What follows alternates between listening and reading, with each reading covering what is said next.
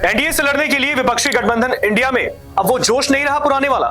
वो हम ऐसा क्यों कह रहे हैं? क्योंकि इंडिया अलायंस के अंदर बीते दिनों जो तूफान मचा, जो उथल पुथल हुई, वो किसी से नहीं छिपी। नीतीश कुमार, जिन्होंने विपक्षी नेताओं को एकजुट किया, एक मंच पर लेकर आए, कई बैठकें हुई कि एनडीए को हराने के लिए प्लान तैयार हो रहा है, लेकिन ऐन वक्त पर नीतीश कुमार ने पाला बदल दिया और इंडिया को छोड़कर एनडीए में गए। इस बीच पश्चिम बंगाल में टीएमसी की सुप्रीमो, पश्चिम बंगाल की सीएम ममता बनर्जी ने कहा कि हम अकेले चुनाव लड़ेंगे, यानी कि कोई गठबंधन में चुनाव नहीं होगा पश्चिम बंगाल में। ऐसा ममता बनर्जी ने भी कह दिया था, उनके बयान भी सामने आए। इधर पंजाब में आम आदमी पार्टी ने क्लियर कर दिया कि लोकसभा सीटों पर अकेले उम्मीदवार हम उतारेंगे। अब इन तमाम चीजों के बीच यूपी की भी बात कर ले, अखिलेश यादव ने भी अभी अलग ही तेवर दिखाए हैं। आरएलडी को लोकसभा सीटें कुछ दे दी हैं कि वो पश्चिम यूपी में अपने उम्मीदवार उतारेंगे, लेकिन 80 लोकसभा सीटें यूपी में। इसमें अब भी चर्चाएं चल रही हैं कि सपा क्या बड़े भाई की भूमिका निभाएगी इंडिया अलायंस में, या कांग्रेस ज्यादा कैंडिडेट उतारेगी। इस पर भी अभी विचार विमर्श चल रहा है। लेकिन इन तमाम चीजों के बीच आखिर सवाल ये उठता है कि कांग्रेस ने चुप्पी क्यों साधी है? क्या कांग्रेस को अभी लगता है कि इंडिया अलायंस में अब भी वही जोश है जो पहले था? नीतीश कुमार के जाने के बाद इंडिया अलायंस से, या पश्चिम बंगाल की जो टीएमसी की सुप्रीमो है ममता बनर्जी, उनके बयान के बाद, पंजाब में आपके बयान के बाद, सपा के बयान के बाद, क्या अब भी कांग्रेस को यह लगता है कि इंडिया अलायंस में वही दम है एनडीए से लड़ने के लिए? ये इस रिपोर्ट में हम आपको बताएंगे। क्योंकि सवाल यही है कि आखिरकार कांग्रेस ने चुप्पी क्यों साधी है।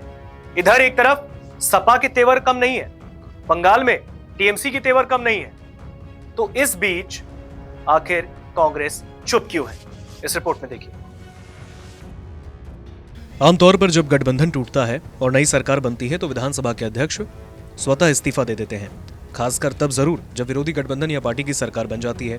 अभी स्पीकर आरजेडी कोटे के अवध बिहारी चौधरी हैं। सरकार एनडीए की है, सरकार में उनकी पार्टी नहीं, इसके बावजूद उन्होंने इस्तीफा नहीं दिया। नीतीश कुमार को बैकफुट पर धकेलने की आरजेडी की यह पहली रणनीति कामयाब रही। इसके पीछे लालू यादव और उनके बेटे तेजस्वी यादव की सुचिंतित रणनीति है। नीतीश के साथ रहते ही आरजेडी उन्हें अपदस्थ करने की रणनीति पर काम कर रहा था। जेडीयू के विधायकों को तोड़ने का प्रयास भी हुआ। भांडा नहीं पड़ता तो जेडीयू टूट भी जाता। विधानसभा के अध्यक्ष पद से इस्तीफा नहीं देने के कारण एनडीए को अविश्वास प्रस्ताव का नोटिस देना पड़ा। इसी महीने 10 तारीख से विधानसभा का सत्र शुरू होने वाला है और पहले 12 फरवरी से सत्र शुरू होने की बात थी। तकनीकी बाधा के कारण तारीख बदली। दरअसल एनडीए ने 28 फरवरी से सत्र शुरू होने की बात की।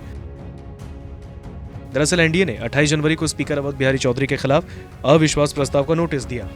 नियमानुसार नोटिस के 14 दिनों बाद ही विधानसभा का सत्र बुलाया जा सकता है। विधानसभा में स्पीकर के मुद्दे पर शक्ति परीक्षण होगा। नीतीश कुमार की सरकार को 129 विधायकों का समर्थन है, यानी 114 विधायक आरजेडी के नेतृत्व वाले महागठबंधन के साथ हैं। राजद एनडीए के विधायकों को पटाकर अविश्वास प्रस्ताव पर ही सरकार को ध्वस्त करने की तैयारी में है, इसीलिए शक्ति परीक्षण होना तय है। पूर्व उप मुख्यमंत्री और आरजेडी नेता तेजस्वी यादव बार बार कहते रहे हैं कि खेल अब शुरू होगा। उनका इशारा शायद इसी ओर है। पहले से ही माना जा रहा है कि जेडीयू के दर्जन भर विधायक आरजेडी के संपर्क में हैं। इधर 4 विधायकों वाली पार्टी और सरकार में शामिल हम के संरक्षक पूर्व सीएम जीतन राम मांझी के भी तेवर समय समय पर दिखते हैं। वे तो खुलकर मीडिया के माध्यम से बताने भी लगे हैं कि उन्हें कैबिनेट में 2 मंत्री पद चाहिए। 2 पद नहीं मिले तो उन्हें कांग्रेस की ओर से बड़ा ऑफर मिल चुका है। संभव है कि आरजेडी की रणनीति का हिस्सा हो, जिसकी बात तेजस्वी लगातार कहते रहे। तेजस्वी यादव के पास सत्ताधारी खेमे के विधायकों को पटाने की 2 रणनीति हो सकती है। पहली ये जो साथ देंगे, उनमें कुछ को आरजेडी के नेतृत्व वाली सरकार बनने की स्थिति में मंत्री बनाया जाएगा तो कुछ को लोकसभा का टिकट दिया जाएगा। आरजेडी की सरकार तभी बनेगी जब नीतीश कुमार की सरकार गिरे। इसके लिए सत्ताधारी खेमे के विधायकों से क्रॉस वोटिंग कराना जरूरी होगा। आरजेडी ऐसे विधायकों को यह भी भरोसा दे सकता है कि क्रॉस वोटिंग करने पर सदस्यता जाने का खतरा इसलिए टल जाएगा, तब स्पीकर उसके ही रह जाएंगे। अगर ये प्लान फेल हुआ तो आरजेडी अपने दूसरे प्लान यानी 2025 के विधानसभा चुनाव की तैयारियों में जुटेगा। लोकसभा का चुनाव आरजेडी की प्राथमिकता लिस्ट में नहीं है। भले कुछ सीटें मिल जाएं, पर आरजेडी का फोकस किसी तरह बिहार की सत्ता पर काबिज होना है।